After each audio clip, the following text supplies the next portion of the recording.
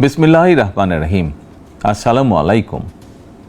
ত্যাগের পরাকাষ্ঠা, তাকওয়ার মহিমান্বিত পথ নির্দেশনা এবং আত্মশুদ্ধির অনন্য বার্তা নিয়ে বছর ঘুরে বিশ্ব মুসলিমের দুয়ারে আবারও হাজির পবিত্র ঈদুল আজহা।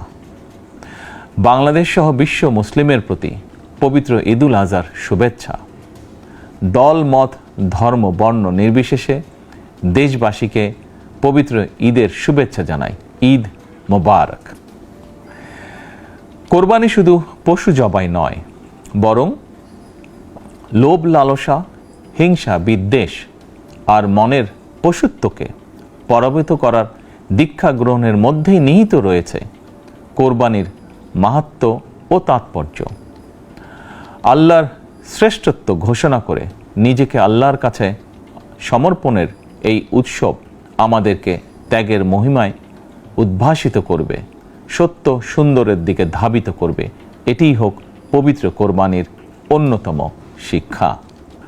প্রিয় দেশবাসী, যাদেরকে আল্লাহ এবছর কোরবানি করার সামর্থ্য দিয়েছেন, তাদের প্রতি আমার বিনীত আবেদন, এবছর যাদের পশু কোরবানি দেওয়ার সামর্থ্য হয়নি, তাদের সঙ্গে কোরবানির পশুর মাংস ভাগাভাগি করে নিন। এটিও কোরবানির আরেকটি অন্যতম শিক্ষা। প্রিয় দেশবাসী, আপনাদের প্রতি আমার বিনীত আহ্বান, কোরবানির চামড়া যথাযথ প্রক্রিয়ায় সংরক্ষণ করুন।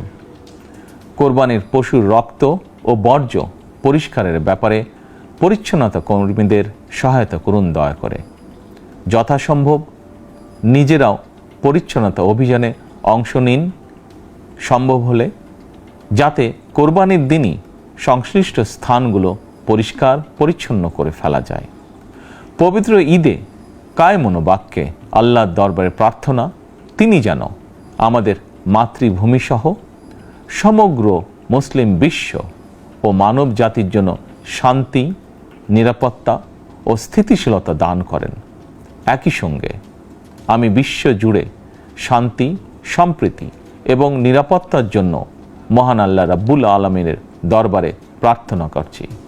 প্রিয় দেশবাসী, আবারও আপনাদেরকে ঈদুল আজহার শুভেচ্ছা জানাই। ঈদ মোবারক।